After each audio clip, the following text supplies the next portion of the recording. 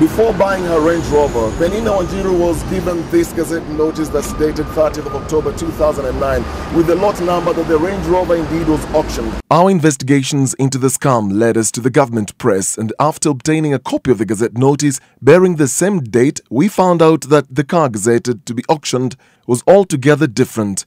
Notice the copy Penina was given from KRA shows that for the lot number 1638/09, the consignee's name is Jodor Enterprise Limited, based in Mombasa, and the description of the good is Africa Line 1 unit, a Range Rover 2008 model. But on the original copy of the same Gazette notice from the government press, it shows the same lot number, but the consignee's name is Elizabeth Wanjiku Mwangi, with the car to be auctioned being a Toyota Corolla 2002 model.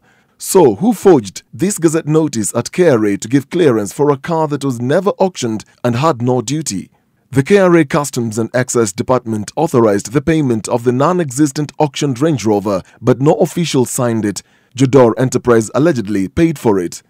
On 27th March 2012, a demand notice that authorized the impounding of Penina's Range Rover was signed by a KRA officer, A.N. Thiwa, for the Commissioner, Investigation and Enforcement Department. 2nd of April 2012, the same officer at KRA signed another document clearing the Range Rover and signed for the Commissioner of KRA after Penina Wanjiru paid 1.6 million shillings as a fine for driving a car whose duty was never paid.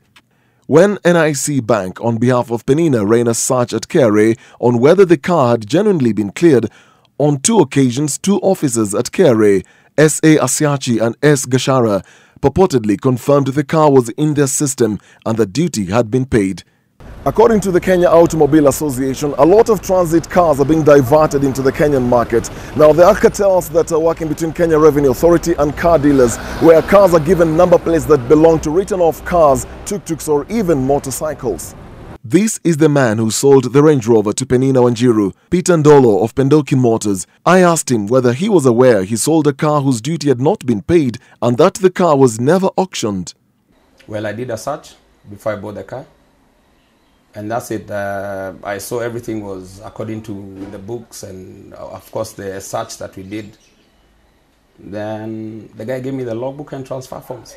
I transferred the car to my name. Then I waited for a serious buyer. I sold it to Penina when she came in. Peter Ndolo says that after KRA impounded the car, Jodor Enterprise that sold him the car has since gone missing. They're not picking my calls. Yeah. Interestingly, a few KRA officials involved in this latest car dealing scam possess forged documents, and it's only a matter of time before we find out how many Kenyans have been ripped off through buying such cars.